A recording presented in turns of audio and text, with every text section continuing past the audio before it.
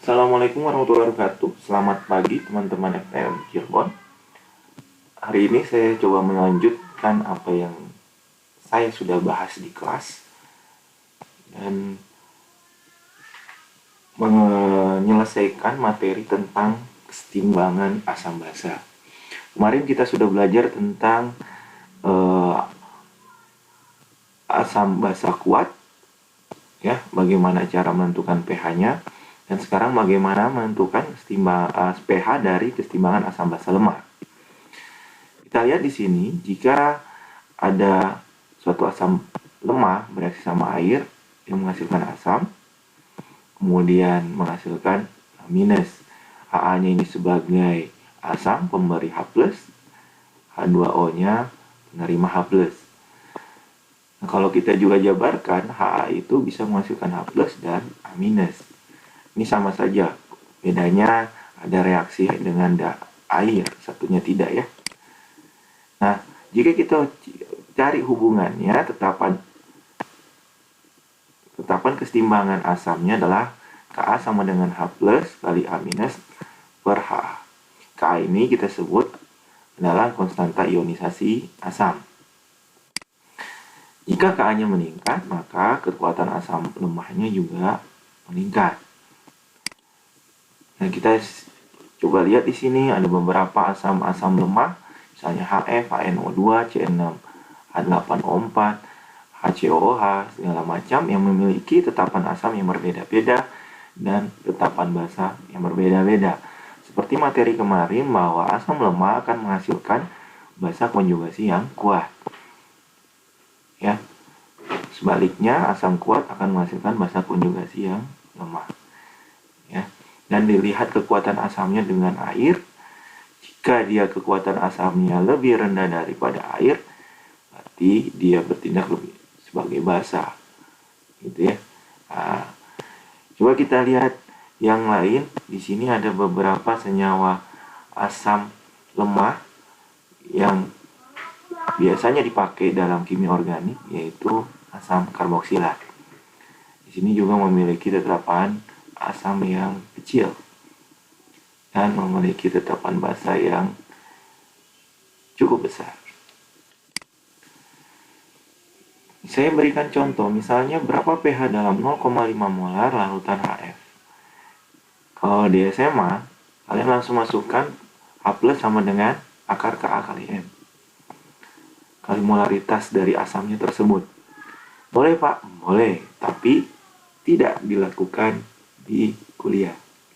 Saat kalian lakukan di SMA, buat oret-oretan boleh. Untuk memverifikasi cara yang dilakukan di SMA, buat verifikasi boleh. Tapi untuk yang di kuliah, kalian harus melakukannya sesuai dengan konsep kesetimbangan asam basa atau kesetimbangan kimia. Jadi kalian buat dulu reaksinya F menjadi H+ dan F-.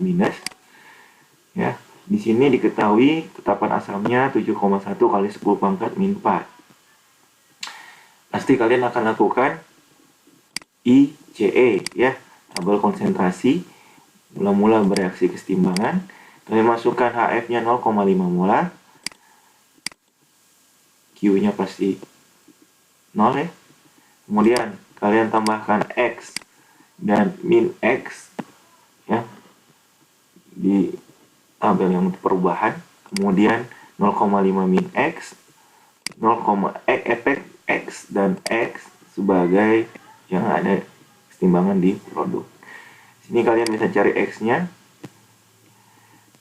Kalian tahu di sini apakah ada aturan tetapan asam dikali 400 masih lebih kecil dari konsentrasi asamnya, lebih kecil sama dengan dari konsentrasi asamnya. Jika iya, maka plus minus X ini bisa diabaikan. Oh, ternyata lebih kecil dari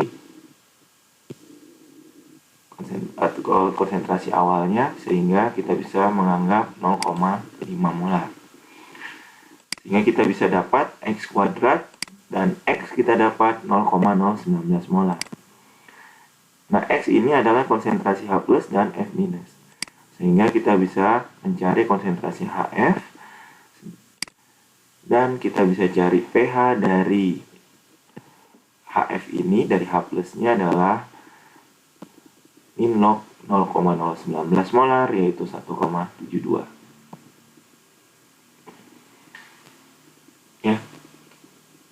Ini kamu bisa masukkan reaksinya HF plus H2O menjadi H3O plus dan F minus, sama saja. Ya. Hanya saja spesi H plusnya menjadi H3O plus. Oke, kapan kita menggunakan pendekatan plus minus X itu bisa diabaikan? Kemarin kita sudah melakukan bahwa mengasumsikan bahwa Ka atau Kb dikali 400 masih lebih kecil. Ini kurang sama dengannya dengan molaritas awal. Atau bisa juga kalian mencari konstanta ionisasi asam. Jika konstanta ionisasi asamnya lebih kecil dari 5%, maka plus minus X-nya itu juga bisa diabaikan, yang ini. Ya. Jadi, misalkan konstanta ionisasi asam itu apa sih? Itu adalah perbandingan H plus saat seimbang dibagi konsentrasi asam sebelum seimbang. Saya ulangi. 0,019 ini adalah konsentrasi H plus atau OH- gitu kalau konstanta ionisasi basa, ya. Ya. Dan 0,5 molar ini adalah konsentrasi awal.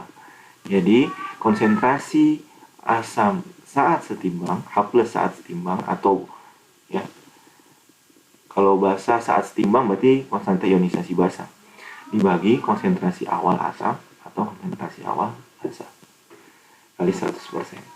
Nah, kamu dapatkan di sini 3,8%, masih di bawah 5%.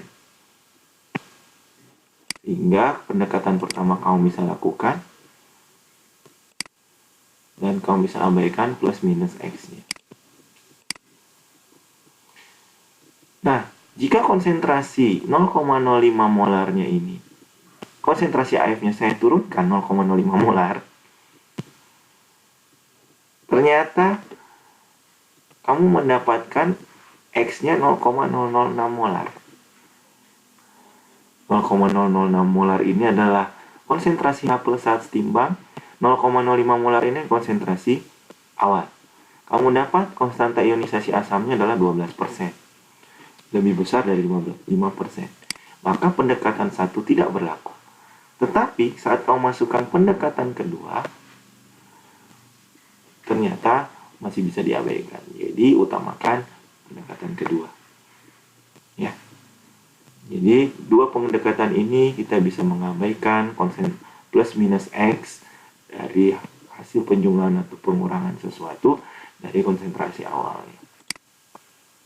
Jika pendekatan 2 tidak berlaku, X bisa diselesaikan dengan persamaan kuadrat atau rumus ABC yang sudah pernah diajarkan di kesetimbangan kimia kemarin. Contoh misalnya, berapa pH dari 0,122 molar asam monoprotik dengan Ka 5,7 kali 10 pangkat min 4. Kita lihat asam monoprotik ya berarti Ha kan, satu H-nya yang reaksi dalam terurai menjadi H plus dan A minus. Kita masukkan tabel konsentrasinya 0,122 molar Ha-nya, ya. Ini 0 tidak ada, berarti Q lebih kecil dari K. Kemudian di sini minus X, plus X, dan plus X. Kita dapat equilibriumnya seperti ini. Kemudian kita cari X kuadrat per 0,122 min X persamaan kesetimbangannya. Kita lihat bahwa Ka masih lebih kecil dari 1, artinya Ka kali 400 masih lebih kecil sama dengan konsentrasi awal, sehingga kita bisa abaikan plus minus X-nya menjadi 0,122. Kita dapat X-nya 0,0083. Pak, boleh nggak kita abaikan dulu baru kita cari konstanta ionisasi asam atau basanya? Boleh. Tapi kalau misalnya dia lebih besar dari 5%, berarti kamu tidak bisa menganggap pendekatan itu. Jadi pakai pendekatan yang kedua seperti yang tadi yang saya bilang. Ya. Oh, ternyata konstanta ionisasi asamnya adalah 6,8%. Artinya dia sudah terurai 6,8%. Lebih dari 5%. Pendekatan 1 tidak berlaku, tapi pendekatan 2 dapat digunakan. Kalau misalnya pendekatan 1, pendekatan 2 tidak berlaku, maka kamu pakai rumus ABC ya, dengan persamaan kuadrat. Kamu bisa masukkan X-nya berapa. Cari X yang memungkinkan, yang memberikan konsentrasi tidak negatif di antara konsentrasi saat ketimbang HA, H+, dan A-. Di sini kamu bisa dapat konsentrasi H+-nya dan kamu bisa dapat pH-nya.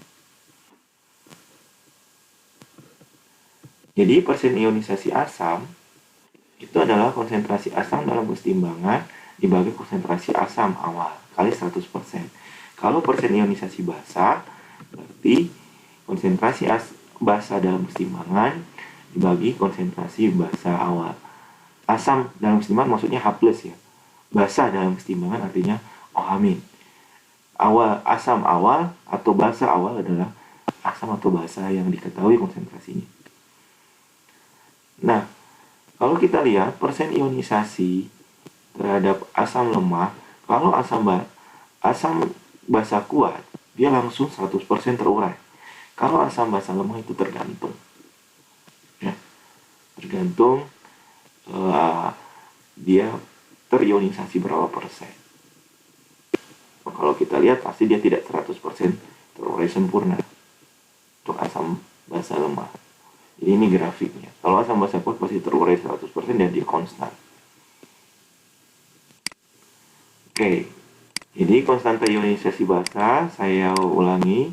Jadi seperti misalnya ada reaksi basa direaksikan dengan air menghasilkan Na+ dan menghasilkan OH-, berarti kalau menghasilkan OH- dia yang dicari adalah Kb. Nah, konstanta ionisasi basa akan lebih besar, berarti kekuatan alas basa lemahnya juga akan semakin besar. Ini gunakan pendekatan yang sama untuk menyelesaikan basa lemah seperti asam lemah dengan menentukan OH- untuk mendapatkan H+. Nah, biasanya senyawa-senyawa basa itu diketahui Kb-nya. Cari Ka-nya pasti hubungannya dari Kw per Kb ya. Konstanta ionisasi dalam pasangan asam basa konjugasi, ini yang saya bilang bahwa kita bisa cari Ka Kb dari hubungan Kw sama dengan Ka kali Kb. Kalau kita lihat di sini asam akan terurai, kemudian basanya bisa bereaksi sama air. Nah, ini untuk asam lemah ya, menghasilkan OH- dan asamnya, sehingga kita bisa dapatkan persamaan kesetimbangan. Ini kan manipulasi kesetimbangan ya, Ka sama Kb. Jadi Kw sama dengan Ka kali Kb kan. Kalau di kesetimbangan kimia Kc3, ini Kc1, ini Kc2. Jadi Kc3 sama dengan Kc1 kali Kc2 ya. Sehingga kita bisa dapat untuk menentukan Ka adalah Kw per Kb. Kalau menentukan Kb, Kw per Ka. Kalau dia reaksinya menghasilkan H3O+1H+, jadi yang diketahui adalah Ka. Atau yang dicari adalah Ka. Kalau yang diketahui adalah OH, yang dihasilkan dari reaksi adalah OH-, berarti yang dicari adalah, digunakan adalah Kb, gitu ya.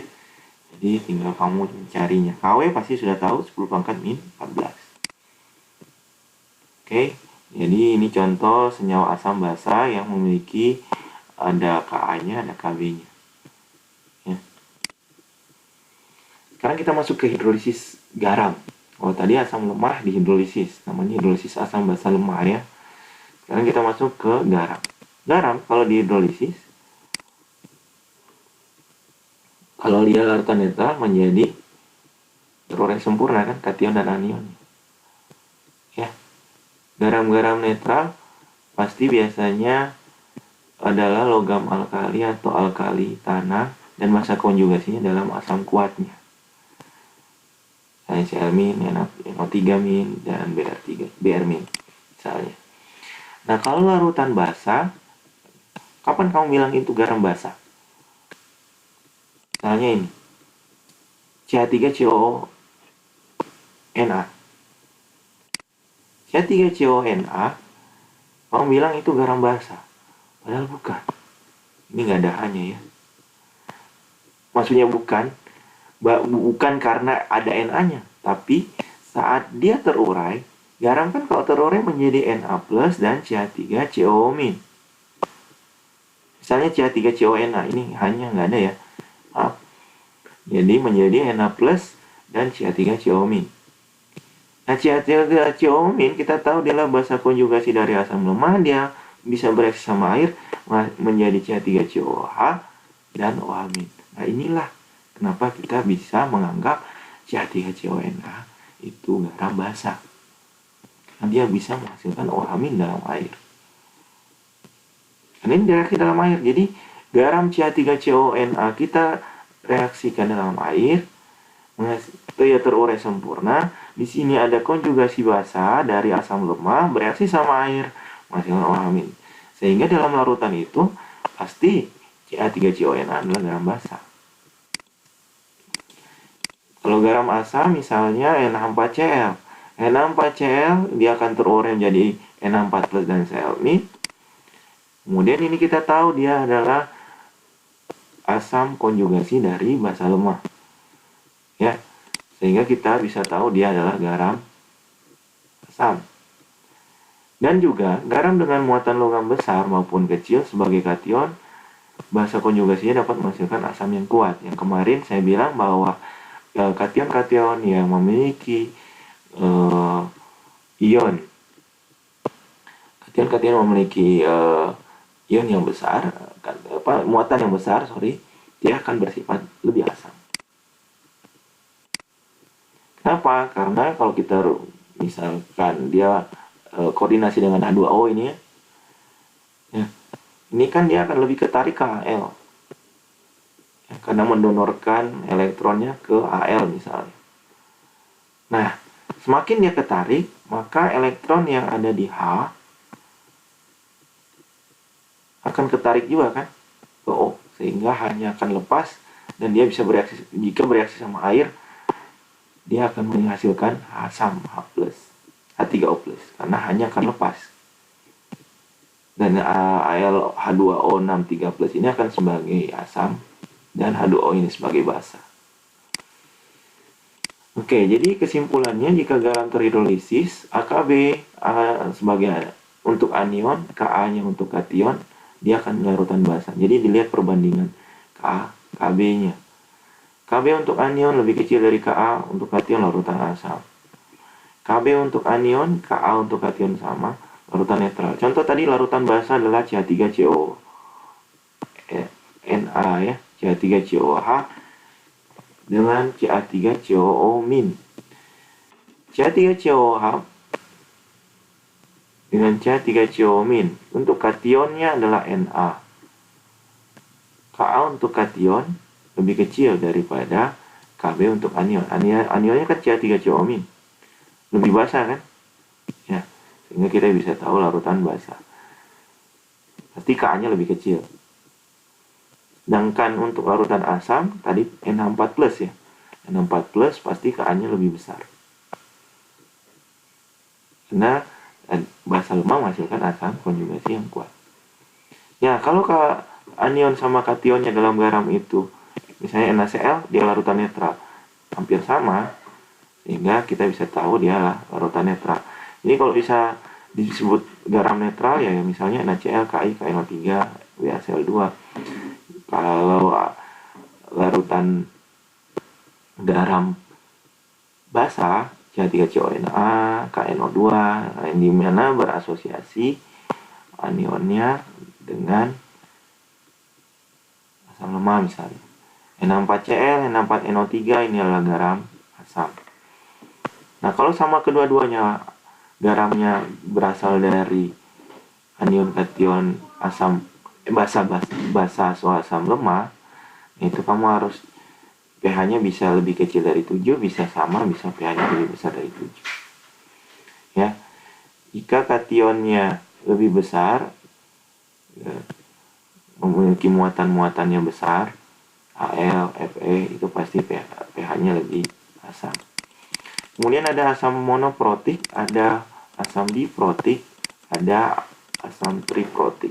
Itu disebut poliprotik. Kalau kita lihat di sini, Ka-nya pasti lebih besar yang pertama daripada yang kedua. Dan di sini kamu pakai bagaimana mencari pH masing-masing, kayaknya sudah saya jelaskan waktu pertemuan terakhir.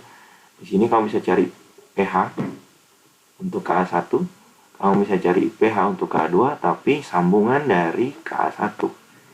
Jadi misalnya kamu pakai ICE di sini, ya. Nah, kondisi equilibrium di reaksi yang pertama itu menjadi kondisi awal di yang kedua. Dan kamu akan pakai K2 ya. Kondisi equilibrium saat H2PO4 itu menjadi kondisi awal atau inisial pada kondisi yang ketiga ini. Jumlah H plusnya kamu tambahkan dan itulah pH totalnya. Kecuali kalau ditanya berapa pH pada H2PO4 min, berarti kan kamu bisa pakai H plusnya ini saja ya. Seperti itu. Jadi asam monoprotik, asam diprotik, triprotik itu hanya dilihat dari berapa jumlah H-nya dan berapa H-nya yang terurai. Kalau dia keseimbangan berarti tidak terurai sempurna, kalau terurai sempurna dia langsung menjadi satu ya reaksi. Kemudian kita masuk ke namanya efek ion senama. Efek ion senama itu jika misalnya CH3CONA ini terurai kan, kemudian CH3CO-nya ini memiliki konsentrasi yang sama. Jadi kita kalau misalnya CH3CONA terurai sempurna dan ini bisa seperti ini terurainya, atau CH3CO- plus H2O menghasilkan OH- dan CH3COOH bisa. Tapi kalau ion senama dalam reaksi yang sama, ini reaksi garamnya, ini reaksi asamnya, ternyata di sini ada penambahan. Jadi konsentrasi akhirnya di sini itu akan masuk di konsentrasi awal di sini. Jadi sehingga dia akan bergeser ke kiri. Jadi misalkan ada seperti ini, ya kita tahu Ka-nya seperti Ka-nya kayak gini kan untuk asam lemahnya, sehingga kita bisa dapat H plus seperti ini, dan min log H plus min log Ka kita min log K, sehingga kita bisa dapat pH sama dengan pKa log garamnya. Jadi konjugasinya ini kita sebut garamnya karena berasal dari garamnya per Ha atau dari asamnya. Jadi konjugasi asam basa itu sebenarnya berasal dari, kalau kita asosiasikan ke garam, dia adalah sama dengan konsentrasi garam, entah itu garam asam atau garam basa. Sehingga kita bisa dapat suatu persamaan pH sama dengan pKa plus log konjugasi basa konjugasinya per konsentrasi asamnya. Ini adalah pH untuk menentukan larutan buffer. Ya. Contoh misalnya ada pH di mana dari HCOOH 0,3 molar dan HCOK 0,52 molar. Di sini kan garamnya 0,52 molar. Ya, dan asamnya 0,3 molar. Saya mau pakai persamaan yang HCOOH jadi H3O+ dan HCO-. Kita masukkan ke ICE. 0,52 molar ini adalah konsentrasi garam, adalah konjugasi basa konjugasi dari HCOH. Kita masukkan di sini ya. 0,3 molar adalah konsentrasi HCOH, 0,52 molar adalah konsentrasi garam, sehingga kita bisa dapat persamaan seperti ini. Untuk kesetimbangan ini plus X, ini min X. Ya, Q-nya 0,52 kali 0 kan 0. Dibagi 0,3 pasti 0 juga. Jadi ini plus X, ini min X. Sehingga kita bisa dapat konsentrasi di saat timbang seperti ini. Nah, aturan kembali, Ka-nya berapa sih? Kita tahu bahwa pKa HCOH 3,77. Nah, ini kita plus minus X-nya kita bisa abaikan kalau misalnya Ka-nya kali 400 lebih kecil dari sama dengan konsentrasi awal asamnya. Kalau misalnya itu kita bisa abaikan plus minus X-nya. Atau konsentrasi ionisasi asamnya lebih kecil dari 5% ya, itu tadi pendekatannya. Kalau langsung dengan rumus, ini kita bisa abaikan. Di SMA kan kayak gitu. Dan ini masukkan dengan bahasa konjugasinya, konsentrasi bahasa konjugasinya, dan ini konsentrasi asamnya. Kita bisa dapat 4,01. Ini kalau kamu hafal rumus hidrolisis garam ya, atau disebut rumus buffer. Saya tidak sarankan kalian hafal rumus, tapi lakukanlah seperti ini, ICE. Variasinya boleh harus seperti ini terus masukkan ke rumus, nggak juga. Yang jelas harus ada tabel ICE-nya. Harus ada tabel ICE-nya. Setelah ada tabel ICE, baru kamu pakai pendekatan 1 dan 2 yang tadi saya sudah jelaskan, baru kamu bisa masukkan ke sini. Atau cara lain, kamu bisa uraikan dulu garamnya. Pasti kalau garam HCOK kan menjadi K+ dan HCO-. Ya, seperti ini. Kemudian HCO- akan terurai dalam air seperti persamaan reaksi yang tadi. Kenapa dia larutan asam larutan basa ya? Misalnya garam terurai, kemudian basa konjugasinya bereaksi sama air menghasilkan OH- dan HCOH. Nah, di sini kamu bisa dapatkan konsentrasi awalnya adalah 0,52 dari garamnya dan 0,3 molar dari asamnya. Ya. Kemudian kamu bisa dapat di sini kalau OH- yang keluar berarti Kb. Kalau diketahui Ka berarti kamu cari Kb-nya dari Kw per Ka. Dan di sini dapatkan Kb-nya 5,888 kali 10⁻11. Ya. Nah, di sini saya dapat KB-nya, KW-nya 0,10⁻14, PKA 3,34 tadi ya. Nah, saya dapat K-nya sekian.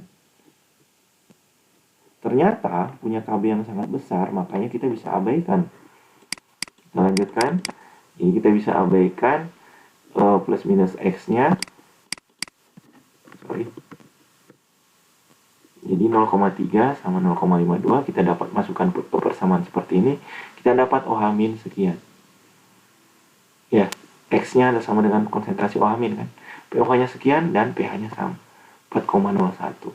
Sama dengan pH yang sebelumnya. Cara ini. Ya, jadi sama saja. Jadi kalau yang penting konsepnya, kalau kamu misalnya garam ini terurai sempurna seperti ini, dia akan menjadi konsentrasi awal di basa asam konjugasi. Dan dia bisa bereaksi sama air, menghasilkan OH-, berarti yang diketahui Kb-nya, kalau menghasilkan H+, dia yang diketahui adalah Ka-nya. Gitu ya.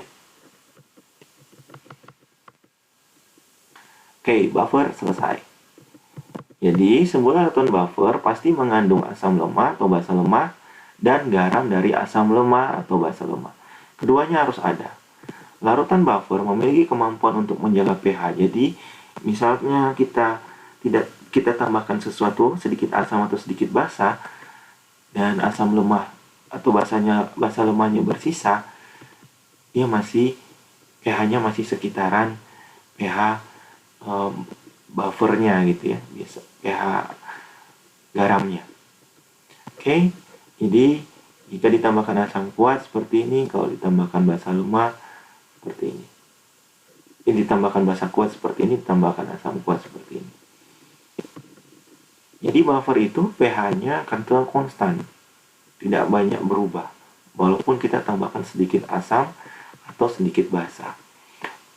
Nah, sekarang contoh soal konsep manakah yang mengikuti sistem buffer. KF pasti buffer. Kenapa? KFF itu adalah basa konjugasi dari asam lemah.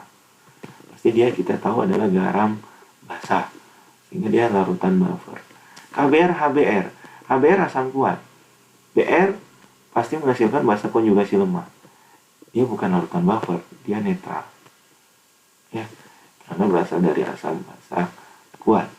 Kalau Na2CO3, NaCO3, HCO3- kita tahu adalah konjugasi dari konjugasi dari basa lemah dari CO3-2-, ya, sehingga kita bisa tahu dia larutan buffer. Oke, coba kita lihat misalkan ini ada 0,3 molar NH3 dan 0,36 molar NH4Cl dalam sistem buffer.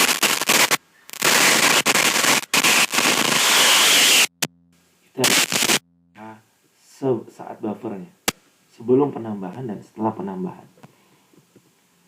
Sebelum penambahan, kita langsung masukkan kan pH nya itu dari pKa. KA-nya kita tahu 9, pKa-nya kita tahu 9,25. Biasanya KA diketahui, berarti kita bisa tahu pKa kan ya. Kemudian kita masukkan konsentrasi langsung. Kalau di SMA 0,3 molar, asamnya, dan ini basa konjugasinya 0,36 molar. Kita dapat 9,17. Nah, kalau misalnya kita tambahkan sedikit basa, berarti kan reaksinya adalah Na4 plusnya bereaksi dengan OH-. Garam dan air sebenarnya ya. Nah, di sini kita bisa tahu 0,029 mol itu dari mana? Itu dari mol apa? Kan volume totalnya 100. Jadi 0,029 mol itu adalah mol si NH4 plus 0,36 ya dikali 20. Bukan. 0,001 ini adalah OH- 80 kali 0,05. Kemudian di sini 0,024 ini adalah mol dari NH3. Kemudian mol yang terakhir di sini 0,028 adalah mol NH4 plus, dan ini habis, dan ini 0,025 mol. Volume totalnya 100, sehingga konsentrasi saat 0,028 mol adalah NH4 plus 0,028 per 20.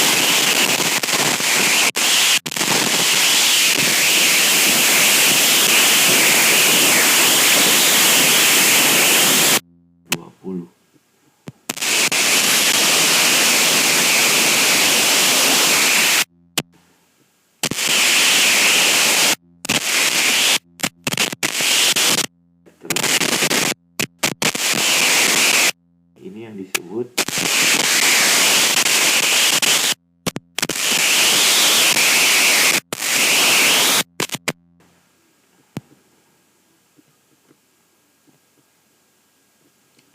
Oke, itu dulu.